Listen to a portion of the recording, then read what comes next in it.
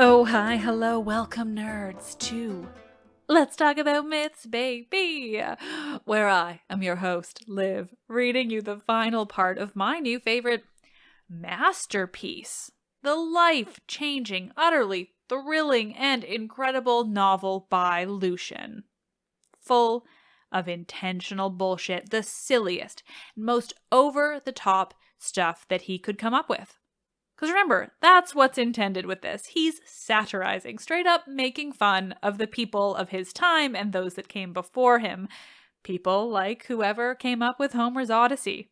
Any who told stories of myths and histories featuring unlikely or straight up unbelievable occurrences. That is who Lucian is taking aim at in this work of utter art that is the true history, and I couldn't love it more. I imagine it's only about to get better. Because where we last left off our straight reading of Lucian, he and his men had landed on the island of the Blessed, Elysium, literally where dead people are. And what? These guys are living? Lots happening here, but we've already had brief mentions of some mythological and historical characters that they've met with or witnessed in Elysium. And today's episode, we're only gonna get more. To say that I am excited to read all of this for you is a true understatement. I am having so much fun.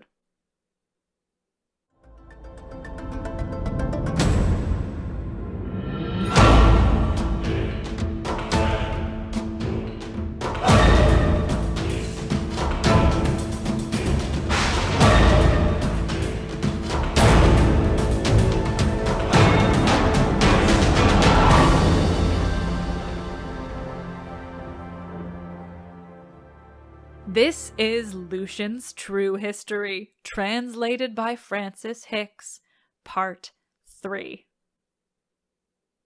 They keep their feast without the city in a field called Elysium, which is a most pleasant meadow environed with woods of all sorts, so thick that they serve for a shade to all that are invited, who sit upon beds of flowers and are waited upon and have everything brought unto them by the winds, unless it be to have the wine filled, and that there is no need of, for about the banqueting place are mighty great trees growing of clear and pure glass, and the fruits of those trees are drinking cups, and any other kind of vessel of what fashion or greatness you will.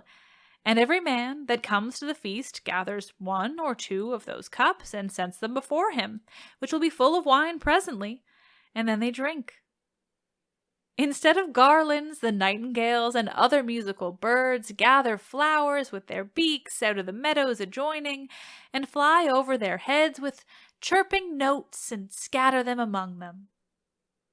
They are anointed with sweet ointment in this manner. Sundry clouds draw that unguent out of the fountains and the rivers, which, settling over the heads of them that are at the banquet, the least blast of winds makes a small rain fall upon them like unto a dew.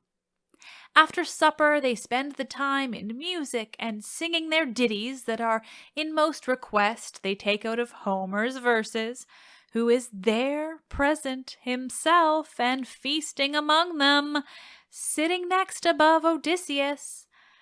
Their choirs consist of boys and virgins, which are directed and assisted by Eunomus the Locrian, and Arion the Lesbian, and Anacreon and Stesichorus, who has a place there ever since his reconcilement with Helena. As soon as these have done, there enter a second choir of swans, swallows, and nightingales, and when they have ended, the whole woods ring like wind instruments by the stirring of the air. But that which makes most for their mirth are 2 wells adjoining to the banqueting place, the one of laughter, the other of pleasure. For these every man drinks to begin the feast withal, which makes them spend the whole time in mirth and laughter. I will also relate unto you what famous men I saw in that association. There were all the demigods, and all that fought against Troy, excepting Ajax the Locrian. He only, they told me, was tormented in the region of the unrighteous. Of barbarians there was the elder and the younger Cyrus, Anarcharsis the Scythian, Zamolxis the Thracian, and Numa the Italian. There was also Lycurgus the Lacedaemonian, and Phocion, and Tellus the Athenians, and all the wise men, unless it were Periander. I also saw Socrates, the son of Sophroniscus, prattling with Nestor and Palamedes, and close by him stood Hyacinthus the Lacedaemonian, and the gallant Narcissus, and Hylas, and other beautiful and lovely youths. And for aught I could gather by him, he was far in love with Hyacinthus, for he was discoursed with him than all the rest, for which cause, they said, Rhadamanthus was offended at him, and often threatened to thrust him out of the island if he continued to play the fool in that fashion, and not give over his idle manner of jesting when he was at their banquet. Only Plato was not present, for they said he dwelled in a city framed by himself, observing the same rule of government and laws as he had prescribed for them to live under. Aristippus and Epicurus are prime men among them, because they are the most jovial good fellows and the best companions. Diogenes, the Sinopian, was so far altered from the man he was before that he married with Laius the harlot, and was many times so drunk that he would rise and dance about the room as a man out of his senses. Aesop the Phrygian served them for a jester. There was not one Stoic in company, but were still busied in ascending the height of Virtue's hill. And of Chrysippus we heard that it was not lawful for him by any means to touch upon the island until he has the fourth time purged himself with Helleborus. The academics, they say, were willing enough to come, but that they yet all doubtful and in suspense, and cannot comprehend how there should be such an island. But indeed I think they were fearful to come to be judged by Rhadamanthus, because themselves have abolished all kind of judgment. Yet many of them, they say, had a desire, and would follow after those that were coming hither, but were so slothful as to give it over, because they were not comprehensive, and therefore turned back in the midst of their way. These were all the men of note that I saw there, and amongst them all Achilles was held to be the best man, and next to him Theseus. For their manner of venery and copulation thus it is, they couple openly in the eyes of all men, both with females and male kind, and no man holds it for any dishonesty. Only Socrates would swear deeply that he accompanied young men in a cleanly fashion, and therefore every man condemned him for a perjured fellow. And Hyacinthus and Narcissus both confessed otherwise for all his denial. The women there were all in common, and no man takes exception at it, in which respect they are absolutely the best Platonists in the world, and so do the boys yield themselves to any man's pleasure without contradiction. After I had spent 2 or 3 days in this manner, I went to talk with Homer, the poet, our leisure serving us both well, and to know of him what countryman he was, a question with us hard to be resolved. And he said he could not certainly tell himself, because some said he was of Chios, some of Smyrna, and many to be of Colophon. But he said indeed he was a Babylonian, and among his own countrymen not called Homer, but Tigranes. And afterwards living as a hostage among the Grecians, he had therefore that name put upon him.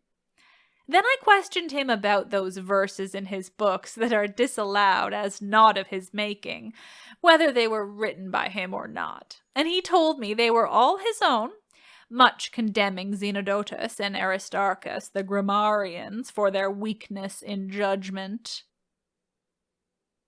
When he had satisfied me in this, I asked him again why he began the first verse of his poem with anger, and he told me it fell out so by chance, not upon any premeditation. I also desired to know of him whether he wrote his Odysseys before his Iliads, as many men do hold, but he said it was not so. As for his blindness, which is charged upon him, I soon found it was otherwise, and perceived it so plainly that I needed not to question him about it.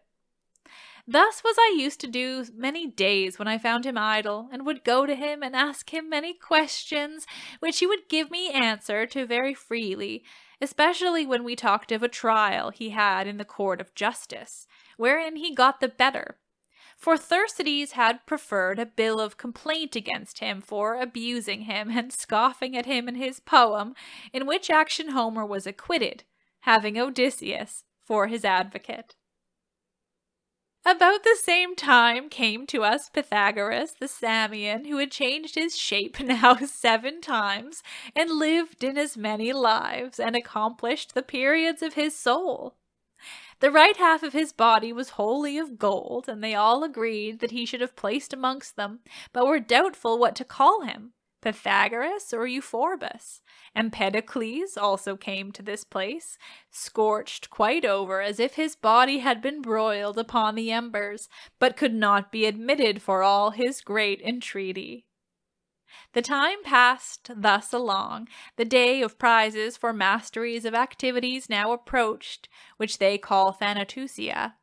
The settlers of them forth were Achilles the 5th time, and Theseus the 7th time. To relate the whole circumstance would require a long discourse, but the principal points I will deliver. At wrestling, Charis, one of the lineage of Hercules, had the best, and won the garland from Odysseus. The fight with fists was equal between Arius, the Egyptian, who was buried at Corinth, and Epeius, that combated for it.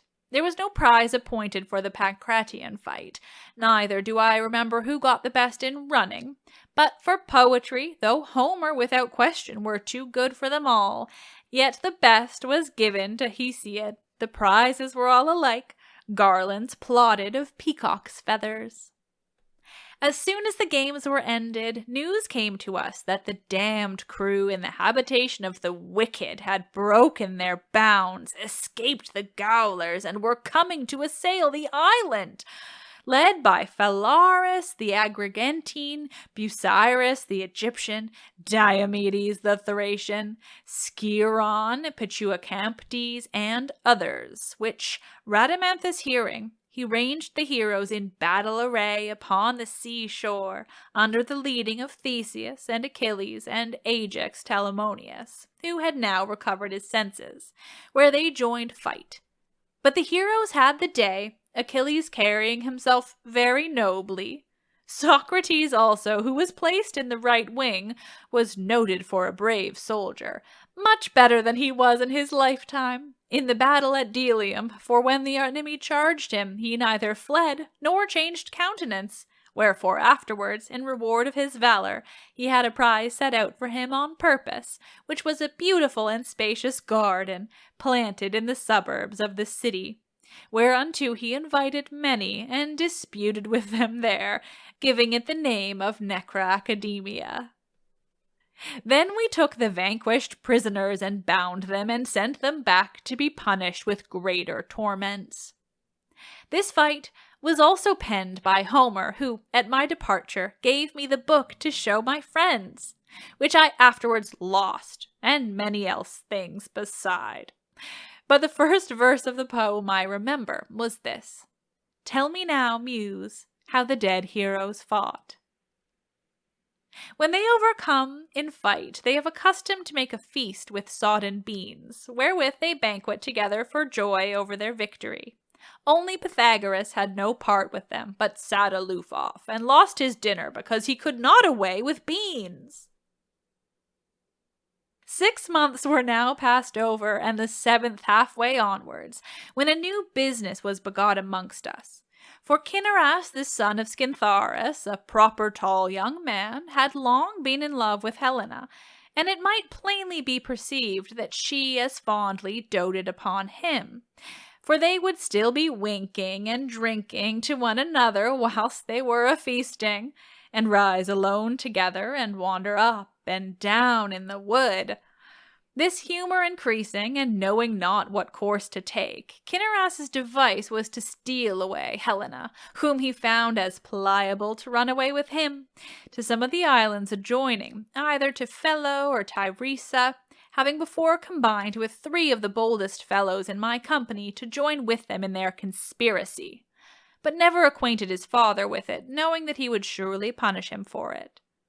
Being resolved unto this, they watched their time to put it in practice, for when night came, and I absent, for I was fallen asleep at the feast, they gave a slip to all the rest, and went away with Helena to shipboard as fast as they could.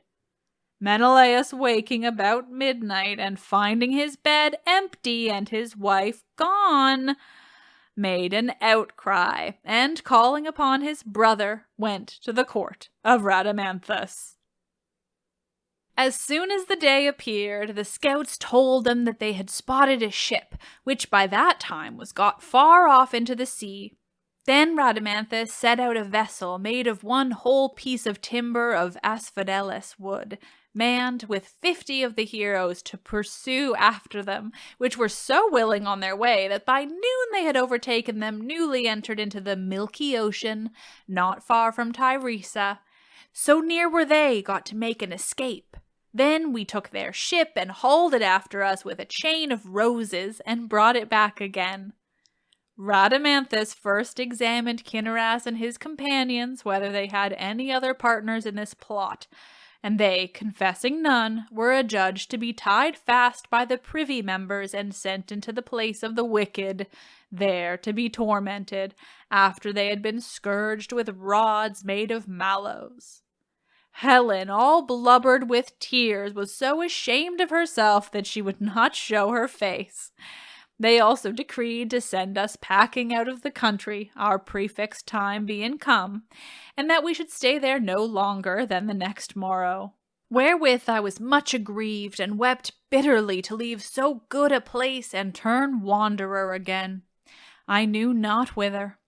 But they comforted me much in telling me that before my years were past I should be with them again, and showed me a chair and a bed prepared for me against the time to come near unto the persons of the best quality.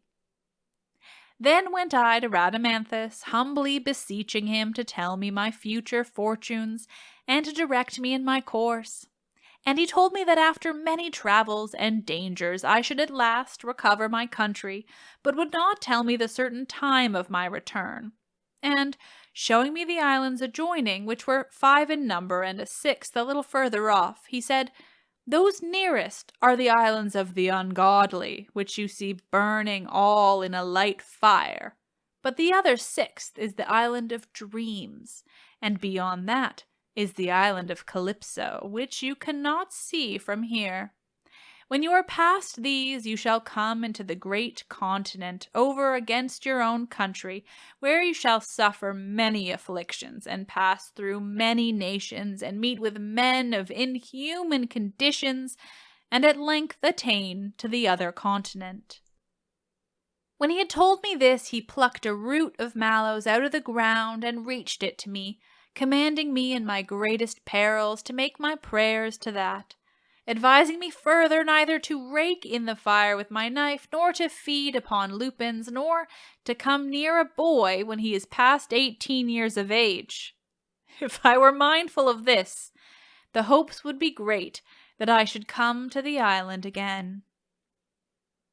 Then we prepared for our passage, and feasted with them at the usual hour, and the next morrow I went to Homer, entreating him to do so much as make an epigram of 2 verses for me, which he did, and I erected a pillar of beryl stone near unto the haven, and engraved them upon it.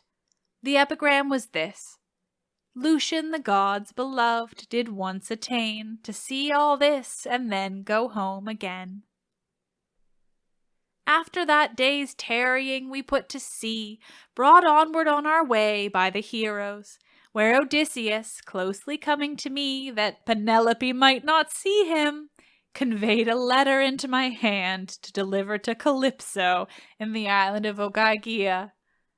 Rhadamanthus also sent Nauplius, the ferryman, along with us, that if it were our fortune to put into those islands, no man should lay hands upon us, because we were bent upon with other employments.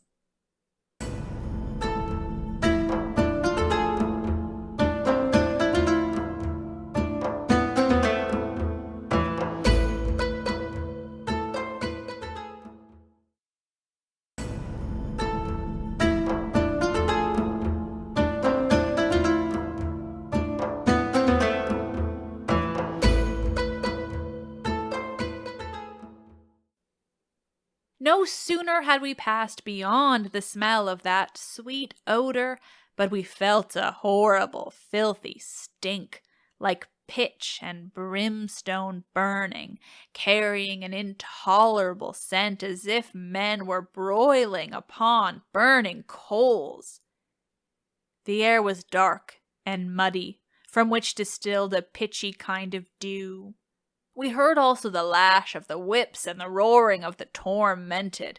Yet went we not to visit all the islands, but that wherein we landed was of this form. It was wholly compassed about with steep, sharp, and craggy rocks, without either wood or water, yet we made a shift to scramble up among the cliffs, and so went forwards in a way quite overgrown with briars and thorns through a most villainous, ghastly country, and coming at last to the prison and place of torment, we wondered to see the nature and quality of the soil, which brought forth no other flowers but swords and daggers, and round about it ran certain rivers, the first of dirt, the second of blood, and the innermost of burning fire, which were very broad and unpassable, floating like water, and working like the waves of the sea, full of sundry fishes, some as big as firebrands, others of a less size, like coals of fire, and these they called lichnescies.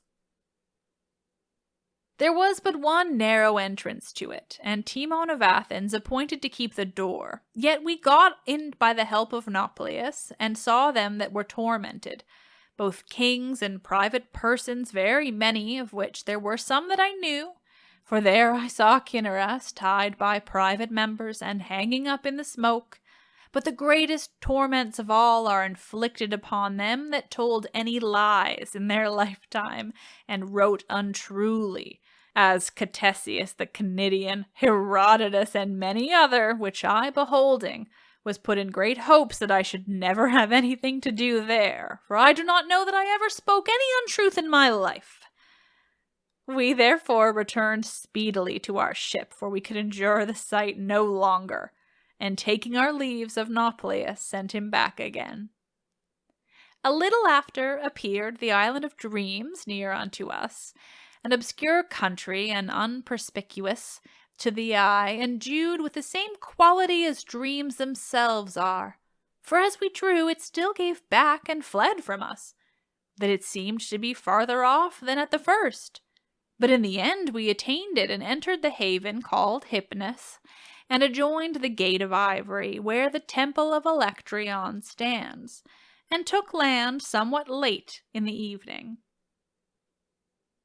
Entering the gate we saw many dreams of sundry fashions, but I will first tell you somewhat of the city, because no man else has written any description of it, only Homer has touched it a little, but to small purpose. It is round about environed with a wood, the trees whereof are exceeding high, poppies and mandragoras, in which infinite number of owls do nestle, and no other birds to be seen in the island. Near unto it is a river running, called by them Nyctiporus, and at the gates are two wells, the one named Negritis, the other Panakia. The walls of the city is high, and of a changeable colour, like unto the rainbow, in which are 4 gates, though Homer spoke but of 2. For there are 2 which look toward the fields of sloth, the one made of iron, the other of potter's clay, through which those dreams have passage that represent fearful, bloody, and cruel matters. The other two behold the haven and the sea, of which the one is made of horn, the other of ivory, which we went in at. As we enter the city, on the right hand stands the temple of the night, whom, with Electryon, they revere above all the gods, for he has also a temple built for him unto the haven. On the left hand stands the palace of sleep, for he is the sovereign king over them all, and has deputized two great princes to govern under him, namely Taraxion the son of Matogenes, and Plutocles the son of Phantasion. In the midst of the marketplace is a well, by them called Cariotis, and two temples adjoining, the one of falsehood, the other of truth, which have either of them a private cell peculiar to the priests, and an oracle in which the chief prophet is Antiphon, the interpreter of dreams, who was preferred by sleep to that place of dignity. These dreams are not all alike either in nature or shape, for some of them are long, beautiful, and pleasing. Others again are as short and deformed. Some make show to be of gold, and others to be as base and beggarly. Some of them had wings and were of monstrous forms, others set out in pomp, as it were in a triumph, representing the appearances of gods, kings, and other persons. Many of them were of our acquaintance, for they had been seen of us before, which came unto us and saluted us as their old friends, and took us and lulled us asleep, and feasted us nobly and courteously, promising beside all other entertainment which was sumptuous and costly, to make us kings and princes. Some of them brought us home to our own country to show us our friends there, and come back with us the next morrow. Thus we spent 30 days and as many nights among them, sleeping and feasting all the while, until a sudden clap of thunder awakened us all, and we, starting up, provided ourselves our victuals and took sea again, and on the 3rd day landed on Ogygia.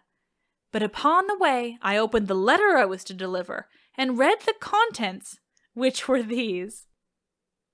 Odysseus to Calypso sends greeting. This is to give you to understand that after my departure from you in the vessel I made in haste for myself, I suffered shipwreck, and hardly escaped by the help of Leucothea into the country of the Phaeacians, who sent me to mine own home, where I found many that were wooers to my wife, and riotously consumed my means, but I slew them all, and was afterwards killed myself by my son Telegonus, whom I begat of Circe, and am now in the island of the blessed, where I daily repent myself for refusing to live with you, and forsaking the immortality proffered by you. But if I can spy a convenient time, I will give them all the slip, and come to you. This was the effect of the letter, with some addition concerning us, that we should have entertainment. And far had I not gone from the sea, but I found such a cave as Homer speaks of, and she herself working busily at her wool. When she had received the letter and brought us in, she began to weep and take on grievously. But afterwards she called us to meat, and made us very good cheer, asking us many questions concerning Odysseus and Penelope, whether she was so beautiful and modest as Odysseus had often before bragged of her. And we made her such answer as we thought would give her best content, and departing to our ship, reposed ourselves near unto the shore, and in the morning put to sea, where we were taken with a violent storm which tossed us 2 days together, and on the 3rd we fell among the Colocynthopiratans.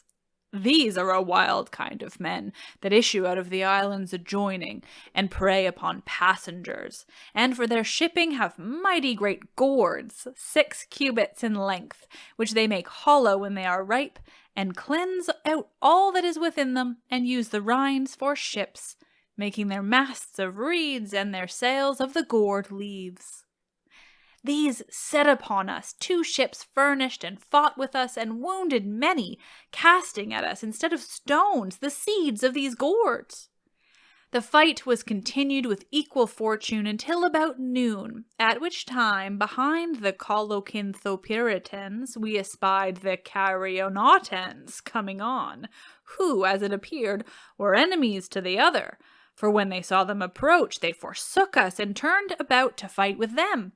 And in the mean space we hoist sail and away, leaving them together by the ears, and no doubt but the Carionautans had the better of the day, for they exceeded in number, having 5 ships well furnished, and their vessels of greater strength, for they are made of nutshells cloven in the midst of, and cleansed, of which every half is 15 fathom in length.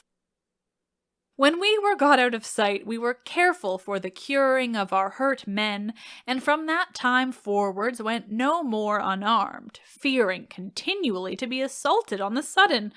And good cause we had, for before sun-setting some 20 men or thereabouts, which also were pirates, made towards us, riding upon monstrous great dolphins, which carried them surely, and when their riders gat upon their backs, would neigh like horses. When they were come near us, they divided themselves, some on the one side and some on the other, and flung at us with dried cuttlefishes and the eyes of sea crabs. But when we shot at them again and hurt them, they would not abide it, but fled to the island, the most of them wounded. About midnight, the sea being calm, we fell before we were aware upon a mighty great halcyon's nest, in compass no less than 60 furlongs, in which the halcyon herself sailed, as she was hatching her eggs in quantity almost equalling the nest. For when she took her wings, the blast of her feathers had like to have overturned our ship, making a lamentable noise as she flew along. As soon as it was day, we got upon it and found it to be a nest, fashioned like a great lighter, with trees plaited and wound one within another, in which were 500 eggs, every one bigger than a ton of Chios measure, and so near their time of hatching that the young chickens might be seen and began to cry.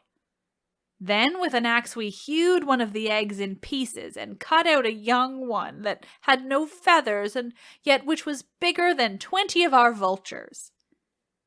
When we had gone some 200 furlongs from this nest, fearful prodigies and strange tokens appeared unto us. For the carved goose that stood for an ornament on the stern of our ship suddenly flushed out with feathers and began to cry.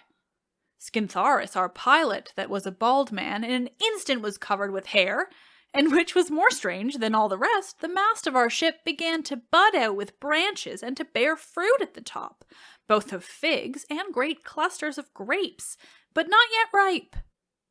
Upon the sight of this we had great cause to be troubled in mind, and therefore besought the gods to avert us from the evil that by these tokens was portended.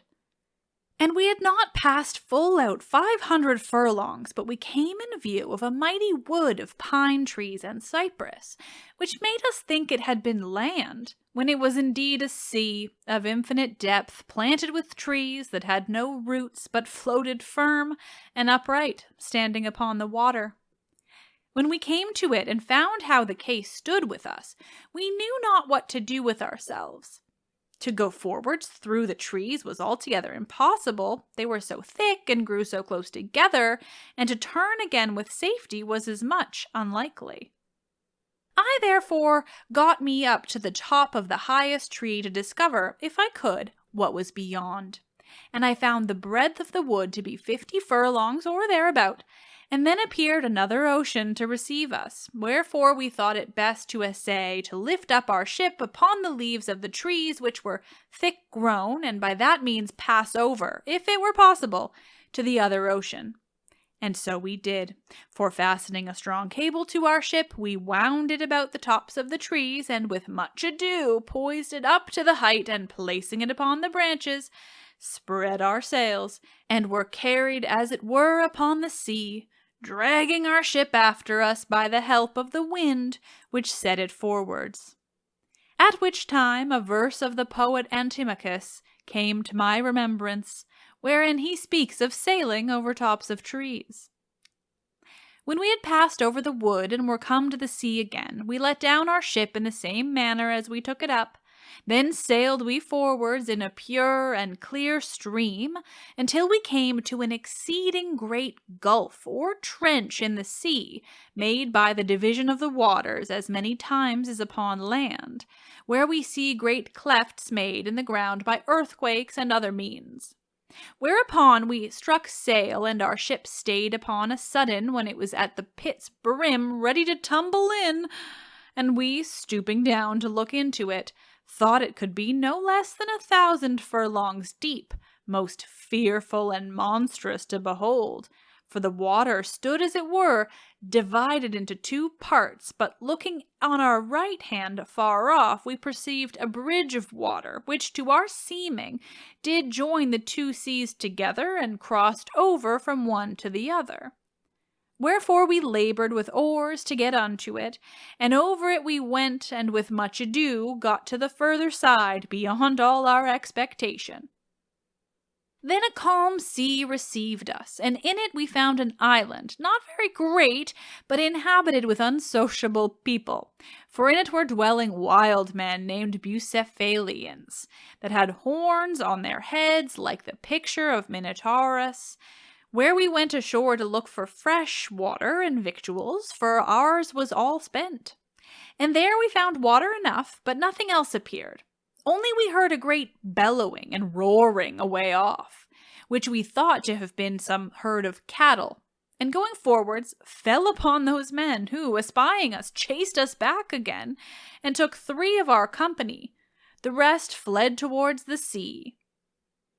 Then we all armed ourselves, not meaning to leave our friends unrevenged, and set upon the Bucephalians, as they were dividing the flesh of them that were slain, and put them all to fight, and pursued after them, of whom we killed 50, and 2 we took alive, and so returned with our prisoners, but food we could find none.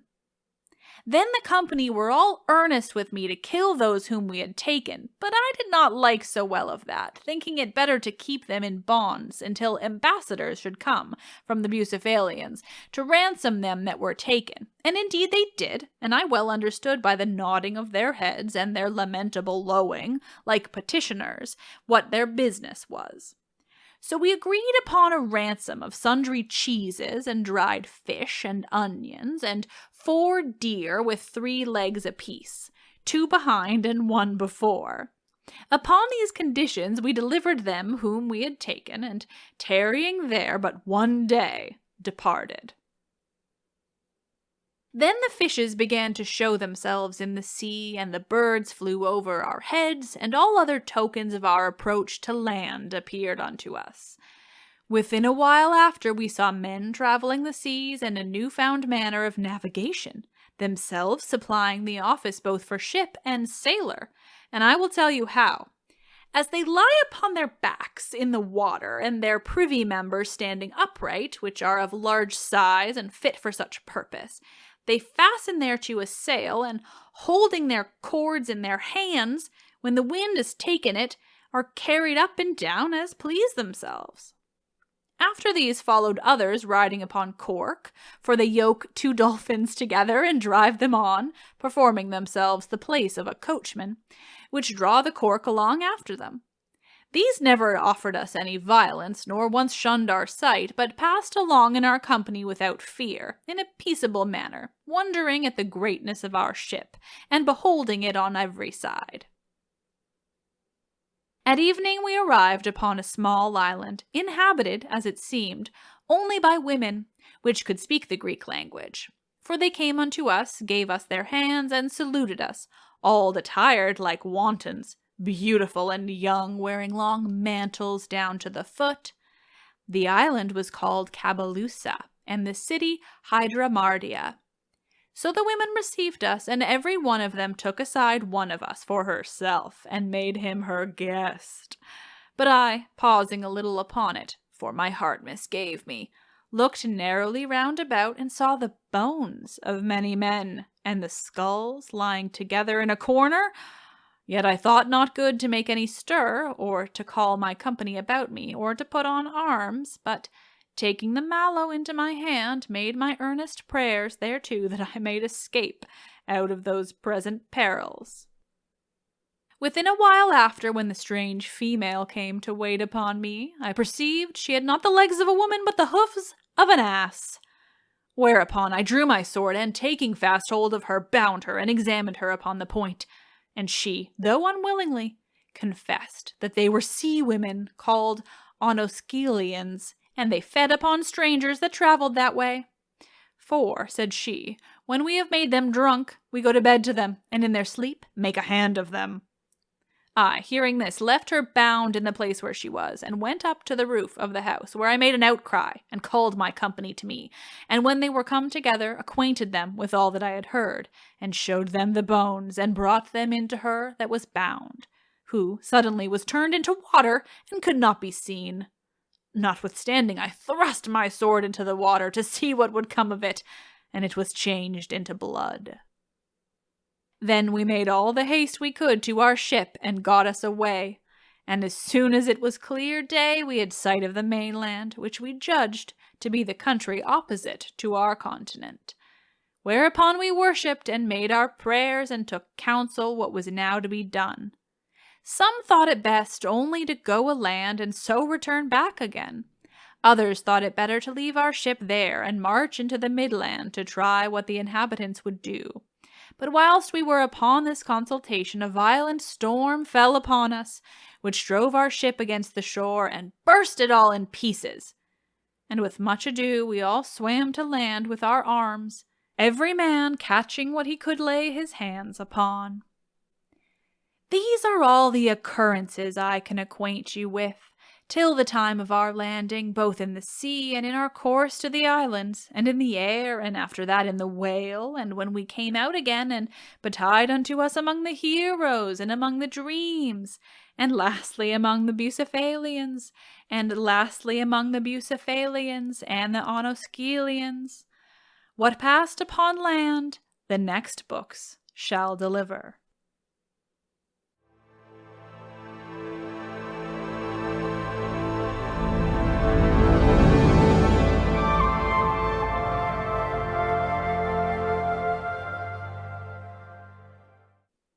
Oh, nerds, that was Lucian's true history. Or rather, what survives of it. That was so much fun.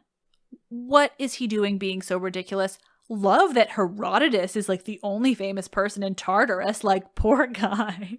Lucian's so obsessed with what a liar Herodotus was. Man, it's fun. Talking to Homer? Oh, guys, that gave me, like, real feels. You can hear the smile in my voice when I was saying all that stuff. It was so much fun. Holy crap, I love this piece so much, and I'm so thrilled to have been able to read it to you. It fits so perfectly into my life to be able to prepare this in advance. I'm going to be on Samothrace and kind of like losing it over my happiness. I'm going to be writing my novel. I'm going to share stuff with you. I might try to record something from there. I don't totally know how it's going to work, but thank you all for loving these readings, the conversations that are following, just really understanding when I need to take some time off and loving what I give you in the meantime. Because, oh my god, in this case, it's fucking worth it. Holy shit, it's so much fun. Like, what is he doing being so ridiculous, but intentional and silly and weird and like, oh my god, I love this man's imagination. New favorite. Absolutely. Thank you all so much for listening to the podcast, for listening to this, for being around, for caring that I get to go to Greece, for caring that I take some time off. I know so many of you really support that, and I love you for it. I am Liv, and I love this shit.